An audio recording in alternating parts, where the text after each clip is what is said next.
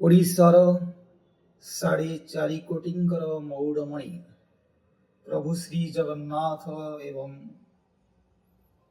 ଭାତୃଦେବ ବଳଭଦ୍ର ତଥା ଭଗ୍ନୀ ସୁଭଦ୍ରାଙ୍କ ସହିତ ବାହୁଡ଼ୁଛନ୍ତି ପୁଣି ସେହି ଶ୍ରୀଗୁଣ୍ଡିଚାରୁ ଶ୍ରୀମନ୍ଦିରକୁ ପ୍ରବେଶ କରିବେ ନିଜ ସ୍ଥାନରେ। ଦୀର୍ଘ 7 ଦିନ ଧରି ମହାପ୍ରଭୁ ତଥା ତିନି ଜୀବନ୍ତ ବଳଭଦ୍ର ଏବଂ ସୁଭଦ୍ରାଙ୍କର ଶ୍ରୀଗୁଣ୍ଡିଚା ଯାତ୍ରାରେ ଶ୍ରୀମନ୍ଦିର ଏବେ ଶୂନ୍ୟ ସ୍ଥାନ ପୂରଣ କରିବାକୁ ଯାଉଛି।